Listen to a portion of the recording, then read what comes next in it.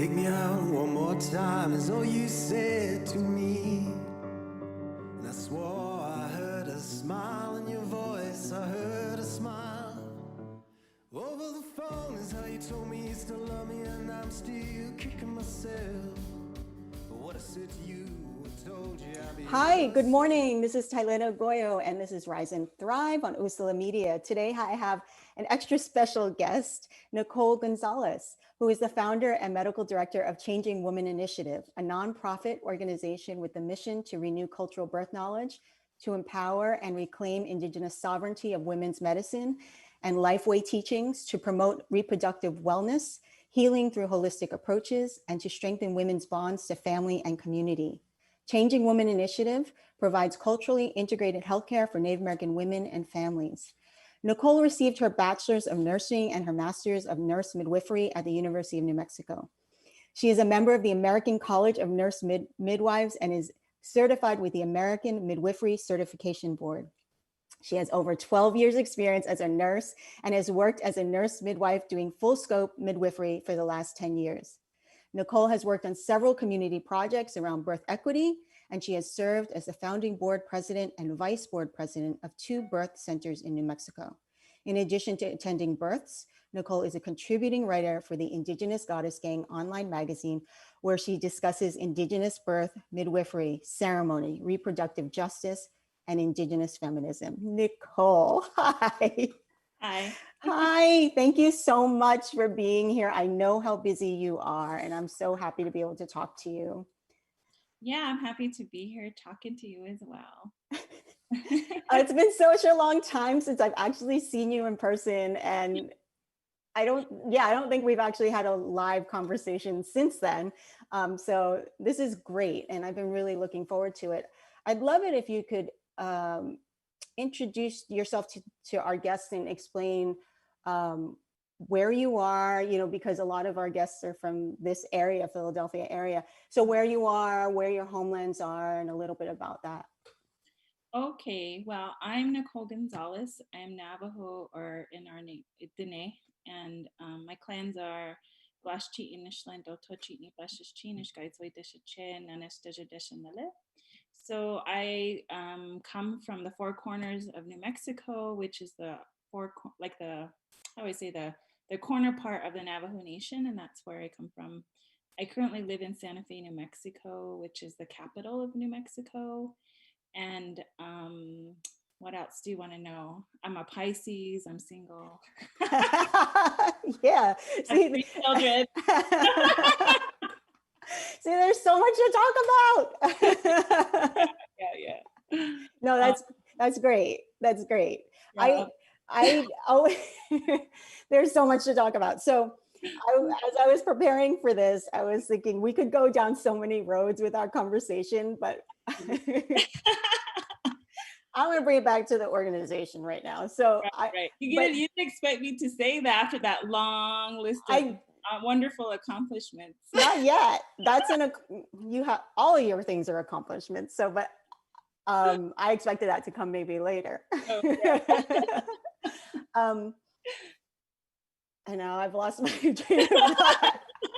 I was going to say, first of all, Pisces, we always vibe on being Pisces. Like, I get you when you're so you're on social media and you share a lot and you're very vulnerable and open about your life, and I always really admire that. But I get you, when you write the things you write, it's maybe stuff that a lot of Pisces can vibe with for sure. Yeah, I think I'm really open about those things because clearly I do. I'm very thankful for the very public attention my work has gotten over the years. And as a woman, especially as a Native woman, it's important to tell the story of our success, but also our failures and our challenges, because nothing is given to us. We have to really work for everything. And it absolutely puts us in a very complex tension type relationship with our communities and with our families. And there's also this assumption that things are just handed to us, and that doesn't happen that way. Like, there's a lot of behind the scenes work that happens there's a lot of hustle, I would call it, and doing multiple jobs. And so me speaking truth to like what I've experienced in all kinds of ways publicly and social media, it's also healing for me, and also ability for me to like get support from my community, that I'm not alone doing this work. And you understand it. I mean, I see you also kind of sharing your journey with the work that you're doing, and all the ways that it's reaching different communities, and there's all these internal and external conflicts all the time. And so how do we navigate that with integrity as an Indigenous woman? I think that's something I often think about, and that's why I talk about it. Yeah, I love that you talk about it. I'm so grateful for that. I think I want to back up to the beginnings of Changing Women Initiative, and why did you think it was necessary to create this organization? And it's just grown so much. So, but let's start there. Yeah, well, there was a lot of a myriad of things that were happening in the community that I was living in at the time. And working in a hospital where I felt women, well, I didn't just feel, but I saw Native women not being treated fairly or equally as to other women I've taken care of in private sector hospitals. And I witnessed trauma and care that wasn't consented often. And also, like, there wasn't anybody physician wise, midwifery wise in our communities really focused on supporting birthing Native women in hospitals, or even doing the work to understand how we got to this place where, as Native women becoming mothers, like understanding that journey historically that separated us from our mothering knowledge, and also our understanding on our cultural teachings around our bodies as women. And I saw this all kind of come together when I worked at IHS in Santa Fe. And it really bothered me on a very personal level, because I have 3 children and I know what I experienced becoming a mother, and watching these women birth in a place where they weren't fully supported. And it was a very medical process that they were experiencing. And so I just, I saw that there was potential for a different way to do things. And that's really what inspired me to go back to school to become a nurse midwife. And then there's a whole other thing, like it's like this whole history, like developed in front of my eyes when I was in school, and more information came forward, and I saw the huge disparities and the gaps in the care that Native women were experiencing today, because of decisions like policy wise were made around our healthcare like 20, 30 years ago. And so there was this process of like, how do we fix that? How do we come together and change things? But more importantly, give Native Indigenous women a voice to tell their story about their birthing experiencing, their mother's experiences, their journey to become the women that they are today. And these issues definitely intersect a lot with missing murdered Indigenous women issues, reproductive right issues, birthing right issues, just Indigenous women rights issues across the board.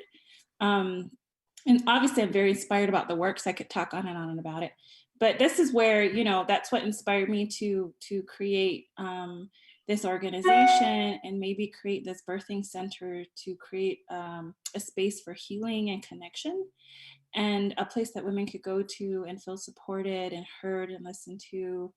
And that's when you and I met, right? We went to Canada, and you were able to film that process of us visiting 2 very different birth centers. And so much has happened since that time. I mean, I was able to go to Guatemala and down in Guatemala to visit some Indigenous midwives and see their birth center. And so it's really been a fulfilling, exciting journey to see our Native Indigenous communities really coming together to support their communities based on their cultural knowledge and their skill sets in very unique, different ways. And to see women doing this work, you know, and I think women, we're really good at creating workarounds, because there's lots of barriers, not just gender barriers, but political barriers, social, systematic barriers that make it difficult for us just to do the things we need to help our communities. And that's where this idea of creating Changing Woman Initiative came from, is like all of these complex issues just you know, it manifested into an idea, and now it's manifesting into a reality. And I love that process of creation, of like bringing something to life and make it tangibly real, you know, and that's, I think that's the best part of it. Yes. Yeah. I think that's really it. It seemed like when you started the organization, you you were at the forefront of this work or bringing people together in the United States, and you were really doing research and going to other places, like you're saying, like we went to Canada and Guatemala, and um, people were reaching out to you, and you had received so much publicity and press kind of right away, because this was something that wasn't really being talked about outside of our circles, or that's my impression, right? And Right. it seemed like you were going full force right away. You were just thrown into this, or not thrown in, but you were putting yourself into this place. And it it took, from my view, it just seemed like it took a lot of, like, you have so much courage and so much strength, because you started something from virtually nothing, and it's now you are someone that people turn to ask questions and to learn about these things. And just watching your journey has been really incredible. But how do you, honestly, you're like the hardest working woman I know, and as a mother. I'm like, you are totally. I see you, and I feel it's just wonderful to see. And it's so, the work you're doing is so necessary. And I wish we had been in contact when I was having my babies, Yeah. because there was so much missing.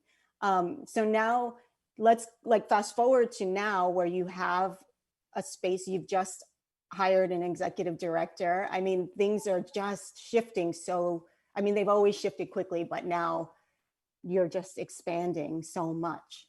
It's very interesting to go from this very grassroots place, and thinking locally, and then engaging with other partners and ideas from other communities. And then just that journey of creation for a nonprofit is very interesting and challenging. I'm like I don't even know how to speak to that process. And I absolutely believe that it's super important to vet really good people to work with. And I can honestly tell you that just getting to this point, I haven't worked with good people, and I haven't. It's been super challenging, to find the right people who are not only motivated but have the time and commitment to actually do the work beside you, versus putting that all on yourself to do. And I think that's a challenge with being a founder of a nonprofit, is Mhm. people want to work with you, but they also are trying to be thoughtful of this baby that you're bringing up. But also you want people invested in the idea and the project. So you have to be thoughtful about sharing the work, but communicating, having compassion for that relationship, so that you work well together to like bring the string forward. And so it's yes, we've gotten to this point where now we have an executive director that we just hired. And there was definitely lots of discussion around whether how I felt about that, because the people in my organization know that I've built this to where we're at. Mhm. But what people also don't know is, I might have ideas, and I'm the public face of this organization right now, but we wouldn't be where we're at without an amazing board of directors, without my sister, my office manager, without my birth assistant, my midwife partner, Krista, as well as this executive director who was initially our president of our board, who comes with all this beautiful experience with board development. And she was the president of a midwife, a national midwifery organization. She does a lot of social justice work, and works with communities and women from Mexico who don't have health insurance. And she's created a free clinic, in Phoenix. So she comes with all this knowledge, and she's also a mentor and somebody that I look up to and have helped me on my journey this far. So it only makes sense to me that this is somebody that not only that I want to help lead our organization to the future, but like who we can work very well together. And we've already developed a really good relationship before she even stepped into this role. And so it gets you thinking about making sure you work with really good people, you know, and when you start to get those people and you're working well together, you actually create something really beautiful, and then you start to see the changes you want to see. Yes. So this is like the 5th year that I've it's been 5 years in the making to get here, and it absolutely takes that long. Yes. And we're still at the cusp of Right. lots of change. Hmm. And that's it just takes time, you Hmm. know. Yes. And what is her name? So Um, that we, oh, Marina Farrell. She's Marina Farrow. a certified, she's a CPM. That was Certified. very exciting news. Yeah. And I agree with you. It does. It takes a long time, and there's no real rush. You know, the work you're doing the work, and it takes the time it needs to take. To rush it would just be messy. Um, but Right. to say the least. But how does it feel to wow, you said so many things. So I'm thinking about working, you have to have a good team around you. And it almost feels like no one cares about the organization as much as you do, right? And so, you know, at the end of 2 or 3 in the morning when something's due and everybody else has their other responsibilities because it's like a job for them, or they're volunteering, or they're, you know, you're the one left with having to make sure it gets done. So Right. as But that's the thing about is if you have a good team, you're yeah, not that right. person. Right. And so you start to be able to develop that over time. And so now, do you feel like things are shifting for you where that's lifting the actual, like, put your head down working, and now you be creative and think about the bigger things that, you know, dream up the bigger things that you have in mind for the organization? Actually, no. No. I feel like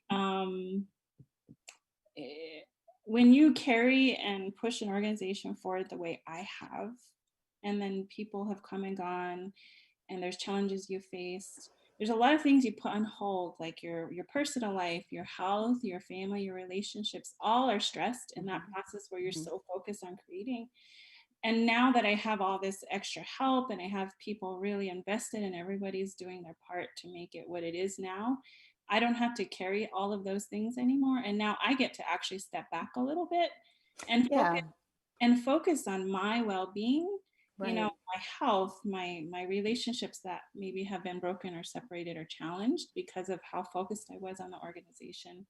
Um, and really think about how do I what is my personal ecosystem as a cultivator, like an influencer, as somebody who is really into this process of creating, because I feel like we get into this very unhealthy balance with our work and our passion that it eats everything up outside of that. And so it's not sustainable, right? Mm-mm. I could not continue the momentum of how I was working up to this point. Mhm. And so now I'm reevaluating, like, how do I want to work? You know, how is this feeding me in a good way so that I can be sustainable for the long term? And how are we creating an organization that isn't just taking and feeding everybody's energy, but like giving back to them as well? And honestly, that's where I'm at. And maybe that is the evolution and the process and the change that you were asking about. It's not so much about growing the organization and like being this huge Yeah. conglomerate thing. It's like, okay, we have this beautiful vision and this goal and this intention to help our community with this birth center, but we also know that it can be unhealthy for us. The nonprofit model isn't the most Mhm. healthiest business model out there in general, so we have to think through those processes. um, Making sure my staff is paid well is important to me. Making sure skill sets that we are creating programming to train women actually is going to the communities who need it the most, and that it's supporting those economies there as well. So clearly I'm not just thinking about birth, I'm thinking Right. about the role and the life that women have in community to make these huge changes to make them thrive again. And Right. it's money, it's skills, it's knowledge, Mhm. you know, it's bringing those stories forward and supporting them. And for me, that's the ultimate goal. That for Mhm. me is success. That's amazing. You're doing incredible work, and I want talk more about it when we come back. We're going to take about a 2-minute break, and we'll be back on Rise and Thrive on Usula Media. Yeah. Our hearts are made stronger by how we treat others. Put her there. The light you share can impact those around you, but so can the darkness. Later, twerps. Did Pete saying mean things bother you? So when you reach out to another person, take a moment to consider how they will feel and let your heart be the key to making a difference. Because of you, someone's entire day, year, or even life can change. In every heart, there's hope.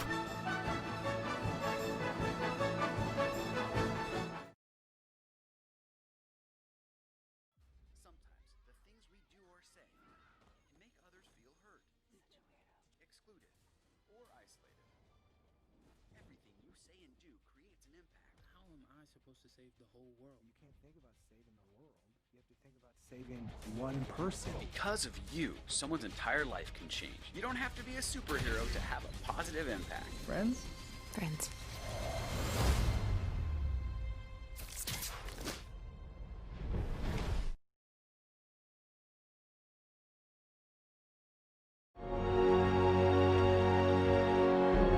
If you're even considering getting your high school diploma, go get it.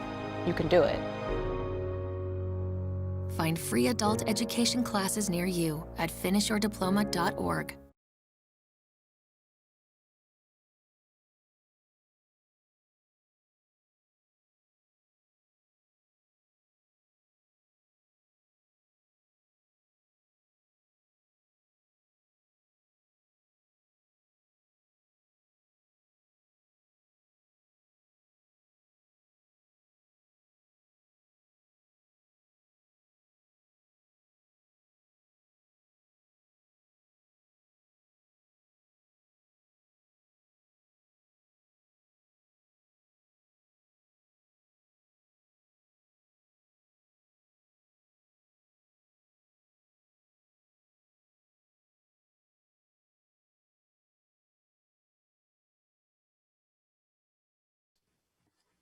And we're back on Rise and Thrive on Usula Media, and I'm here with Nicolle Gonzales, who is a friend, so we're just chatting it up during the commercial break, but we're back. I want to talk about your birth center.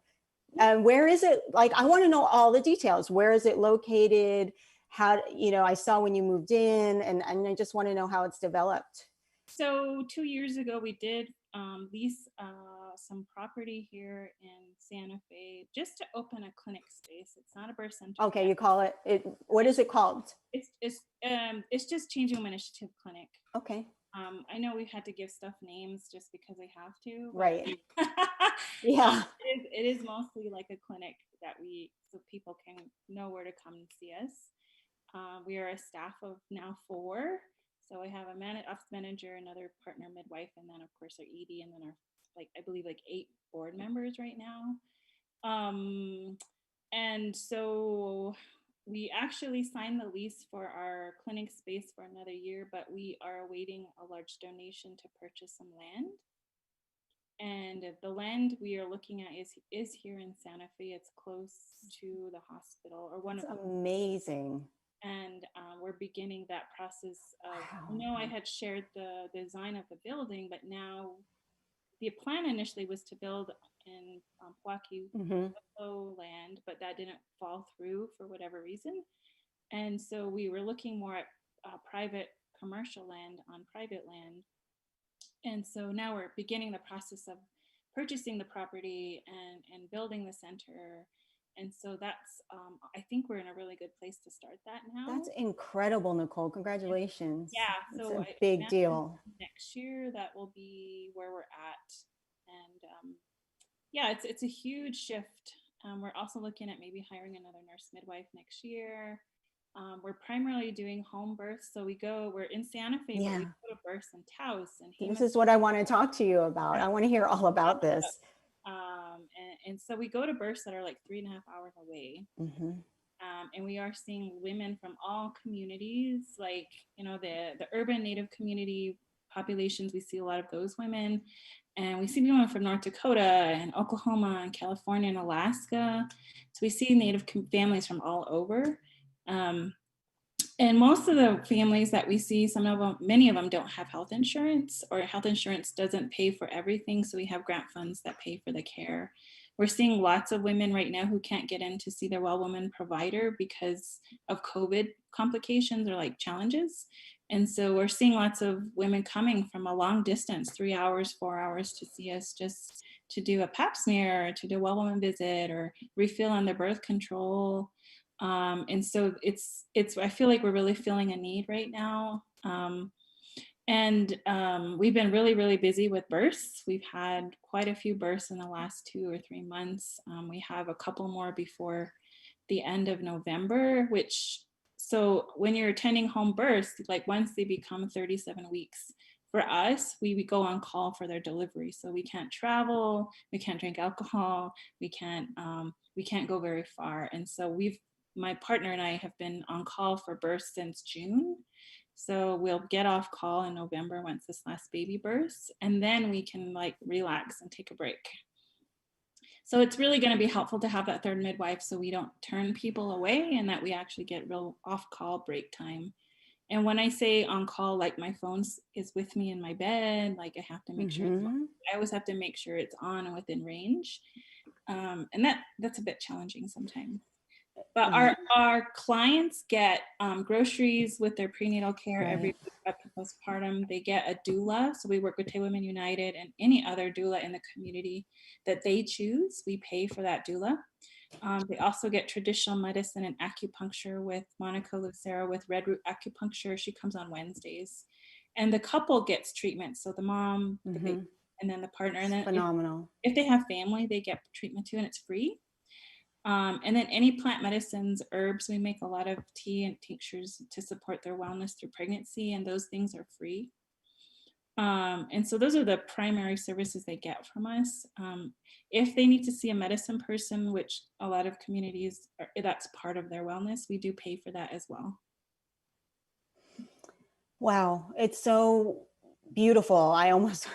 I could cry. Just how much you're doing and how thoughtful you are about the needs of community, and that you reach out, and even something as like groceries, that's just to alleviate a stress that a family may have. And especially during this quarantine COVID time, I see you've been traveling a lot. And how do you manage that for yourself? How do you, one, keep yourself safe, and also just mentally and emotionally make sure that you are protected? Well, I mean, I'm Danae, so I do have medicine people who take care of me. And so I do go get that work done on myself once a year at least. We have a sweat lodge at one of the home that I was living at before I moved to Santa Fe. So my midwife partner and I and my family will do a sweat lodge to kind of purify and pray and just release whatever tension we have. There's also things that I do before I go to a birth and after. A lot of it's to do with like water, cedar baths, of course, prayer, sage. There's things that I do that really clean off that energy of either a hard birth, or when I talk with a woman who's had a very challenging, not just birth experience, but like life, right? Because we're doing lots of things. I'm a huge, I love to run. Running keeps me sane and happy. So I run like 3-6 miles every other day when I have time and I'm not exhausted. But I feel like that's a really good release. I love that, like just get out there and get it done. I love dancing. I listen and I dance a lot in my car. Yes. Book. Music is like my go-to place to chill out and relax. Sleep, getting enough sleep is huge. As a midwife, when we're busy, we sometimes don't rest. And so I'm trying to be kinder to myself with being more rested. So I want to say like adrenal fatigue is a huge thing, as somebody and you might experience that too, but somebody who's constantly dealing with stress and tension and taking care of other people, your adrenals get burnt out and you can be really exhausted. Your body exhibits symptoms that you're not in balance anymore. And so I really pay attention to making sure that I'm not fatigued and that I'm recuperating after a stressful experience, or, something happens. I'm not saying I'm always perfect about it, but there's a lot of upkeep that I realize I'm gonna have to do That's good. just to take care of people, so I'm not burning myself out. Mm-hmm. That's really good. I want to just shift over because you've reminded me of like all your traveling. You actually went to Standing Rock. Can we just spend like 5 minutes on that? Because you did some incredible work there, bringing Right. a lot of midwives there and offering healthcare. So I'd love if you could talk about that before our next break. Yeah, I think like everyone else watching the activities, the things that happened in Standing Rock, just show up on social media, and feeling that connection to that, not only to our history, but to like what was happening there. And this was at the very early phases of Change Women Initiative. I think this was like our second or third year since we'd become integrated, or Yeah. this vision came to fruition. And because it was just me and my very small board, I made the decision to raise funds and resources to get medical supplies, but to also create a field clinic in the camp, because what I had heard was like half of those people in camp were women and children. And so I thought, where are those women getting care? Because if everyone's coming from other communities, they probably can't even get care at IHS. And so this idea was like, maybe I should go. Should I do it? I was also working a very busy midwifery clinic on call every day. So I had to really think about whether I had the capacity to bring what I wanted to happen there, which was this field clinic. And I did ask a few midwives on social media if they would come help me. I didn't know these individuals personally. They just were like, we want to go, let's help. So there's actually 4 of us who drove out there, 2 vans with supplies. My mom makes teepees, so she made a huge teepee that the intention was to create the field clinic in this teepee because it's pretty easy to put up and then to move. But I was talking to another woman there who needed the teepee that she wanted to use for like talking circle for women in healing. So I made a decision to give her the teepee, thinking that we would have something else to create. And honestly, I was only in camp for a week to try and scope out like what the resources around the camp was. So like how far was the closest ER, where were people going to get care, were there any midwives in that state, where were women birthing in that community. And it was really astounding to see that it's like an hour drive just to get to the hospital to have a baby. Women were not getting care how they chose or wanted to in that camp. A lot of women had like UTIs, maybe needed pregnancy tests. So all this normal well woman stuff women were experiencing in camp. So it wasn't just like birth things, it was just a place to support women. Yeah. It later we were able to get a yurt set up, but there were some interesting things in camp where the resources were people. If you think about putting all these things together, you need people to do it. So every day that resource of people would shift because they would go out to do to protect the water, and then they would come back in the evening, or if some people got picked up by the police, they wouldn't come back. And then there was constant threats every day that the camp was going to get raided. Do we need to move this camp? And so there was just constant tension every day just to hold that space. And there was 2 other midwives there who were able to acquire this yurt and set up the space, because I did have to leave after a week. And after that week, what I primarily did was coordinate volunteers, donations, and basically trying to set up how we were going to get and vet specific Indigenous midwives to come and donate their time. And that was really challenging work for me because I wasn't in camp the whole time. There was other people holding that space down, but I was on the other end making sure that the money continued to come in and that the community of people who wanted to volunteer were the appropriate people, because you can absolutely have not the right people again coming in harm. And so that was its own process. I learned a lot from that experience. I really wonder if I would ever do it again. It took a very heavy toll on me emotionally and spiritually.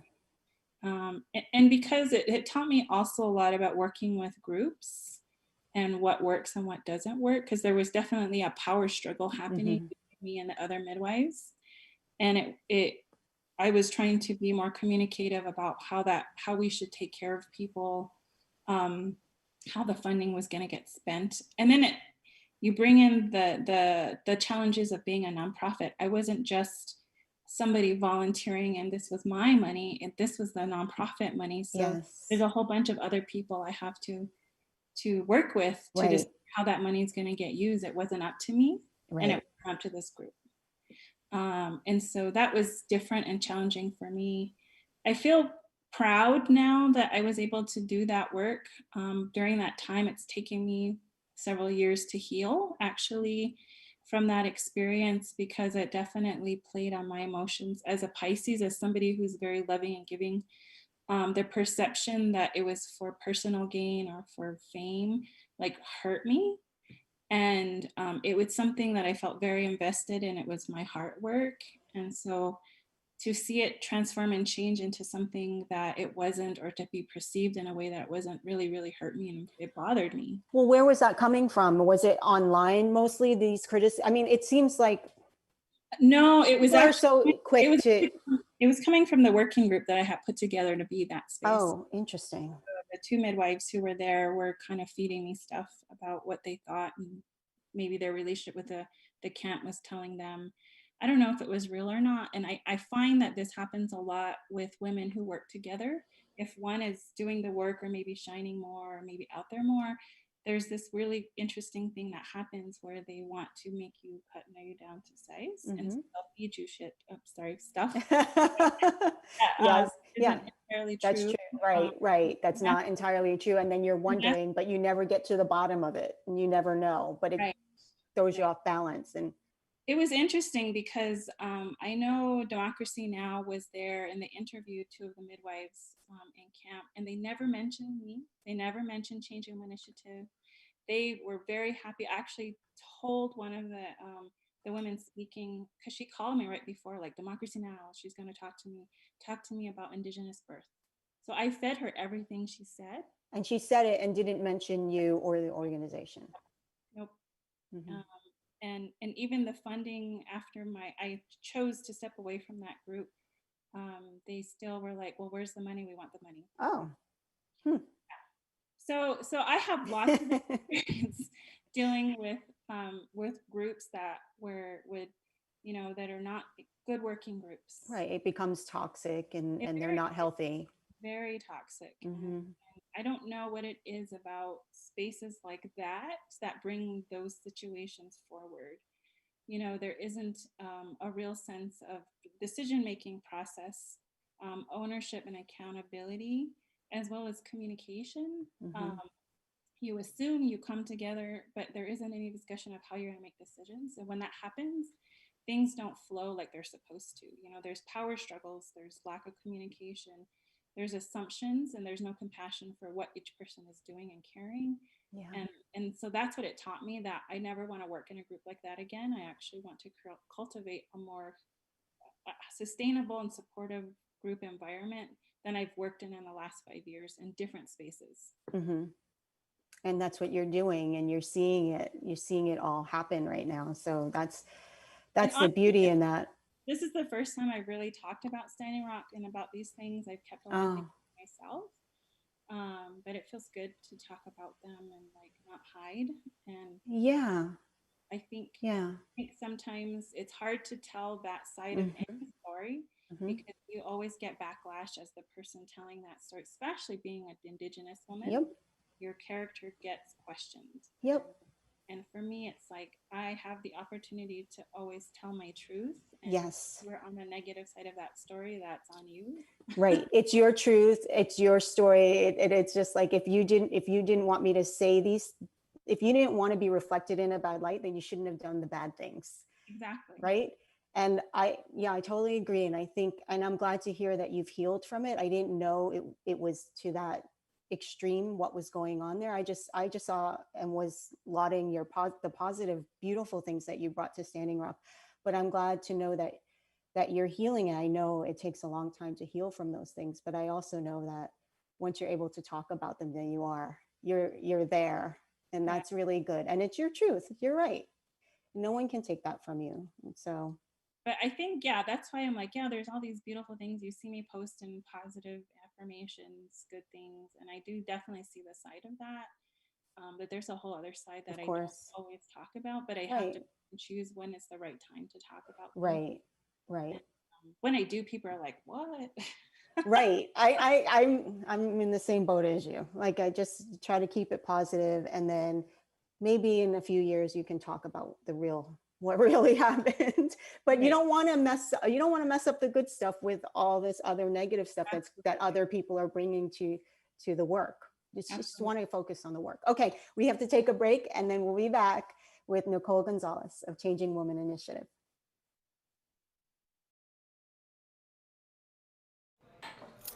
What do you think you're doing, Kevin? Was just gonna drive home. There are several warning signs present that you shouldn't be driving. Like hearing voices? Like your text-to-emoji ratio? Oh man, the selfies. Selfie nailed it. We all have warning signs that let us know that we're probably not okay to drive. Mine is pretending to be your subconscious. Greg, come on man, let's split a ride home.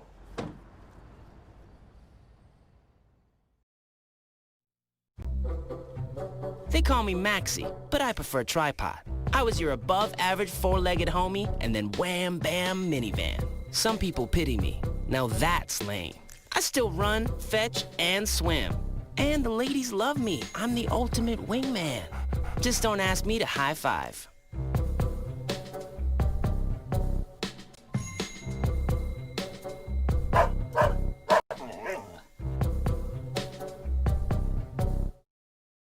Because of you, I feel not alone in this world. And you let me know that it only takes one person to make you feel wanted.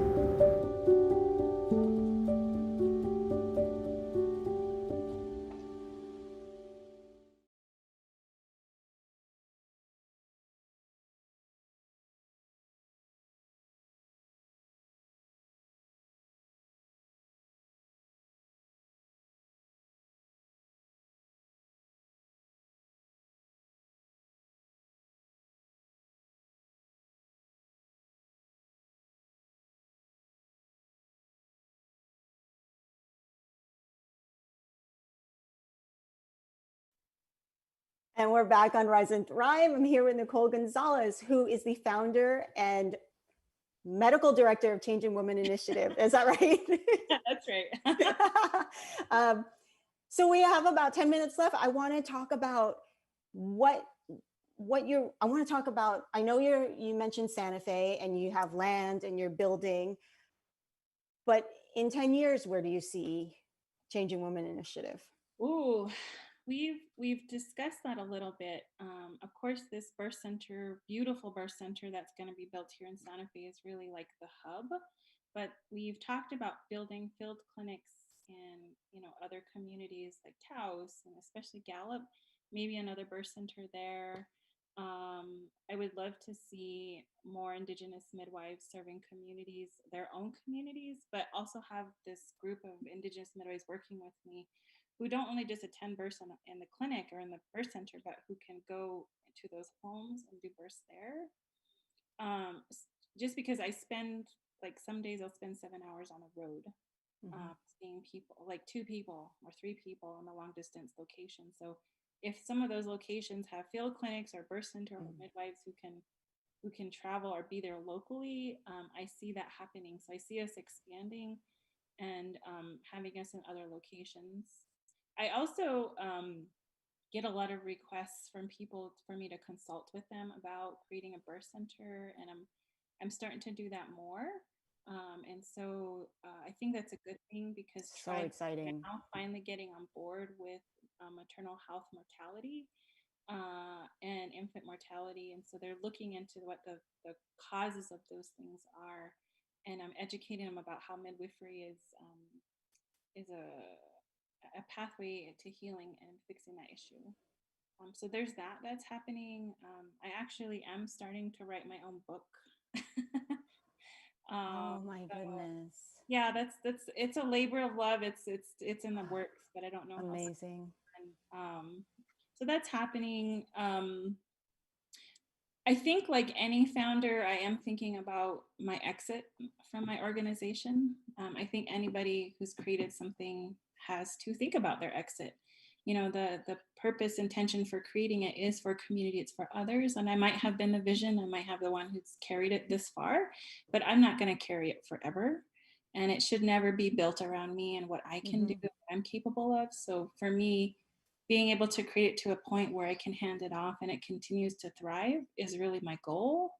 And beyond that, you know, it's like, what does Nicolle want to do for herself? Because I feel like the last 10 or 15 years, I've been creating and building something for the community and for other people. And it's absolutely fed me and changed me as a person. But like, what is beyond that, you know? And there's policy work that I would love to do, especially with the around Indigenous women rights, not just in our country, but in other countries. And there's some policy legislative work here in our state that I would like to see push forward to support Indigenous midwifery and the rights of birth for women in our state and other states. So I definitely see myself still participating in birth and midwifery. It's just in a different way and a perspective. My writing is definitely a pathway to getting the message out and telling the story. So I'm wanting to hone that skill a little bit more. So I think that's like, there's just all these possibilities. And I think it's exciting traveling and going to other countries. What's really opened my eyes to rights of Indigenous women, not just in our own country, but in other countries, is women in those countries don't have the rights that we have. We actually have more rights here than they do. Reproductive rights, who their husband is rights. And so I really want to bring those stories here as well, so that it's interesting, the complex issues that women deal with here in our country have a lot to do with racism and privilege, whereas in other places it is about resources and cultural like differences. It's just a different animal here. And it's really hard to see like resources and policies being drafted that don't support not only Native communities, but Native Indigenous women business, economies, and like our families and how we work. And so like, how do we support those things on all the levels, right? And so that's kind of where I see my work going. And that's why our organization is not just focused on birth center stuff. We have a community outreach piece where we want to train women from communities to be doulas and birth assistants and lactation consultants, as well as trying to train and support an Indigenous midwife so she can go to her community to provide service and care. And then there's another arm of policy work. Like you talked about, when I first started doing this work, there wasn't a lot of discussion about birth and birth rights for Indigenous Native women. And so when I go talk to legislative people, when I go talk to anyone in particular about birth and reproductive rights, I'm educating them about our issues. And so we really need a policy arm so that that our voice is heard when policy and bills are being passed. And right now we're not really present in those places, and we need to be part of the discussion. Right. Gosh, Nicolle, you do such important work. How can people support you? People who are listening, what's the way for them to so right out? now we have $7 million to raise for our building. You can go to our website and donate. There's a CauseVox donation you can make there, which does, I actually need to update it because it was about us buying supplies for our clinic space, but now it's more of putting money towards our building. And yeah, $7 million is a lot of money. That doesn't include the land acquisition piece, which is another $1.5 million. And then I think about the staff and the salary and to do the work, because a lot of grants don't pay for that part. You have to put them together. Right. But donating for our building is right, kind of like perfect timing for us, and we're ready for that money to go towards our building. So you can go to our website, changewoman.com, and the picture of our building is on there. I believe there's a donation button on that page. People also send us checks in the mail, and they're very thankful for what we do with a nice card. Those get added to the donation. Okay, and great. We are 501c3 nonprofit, so it is tax deductible.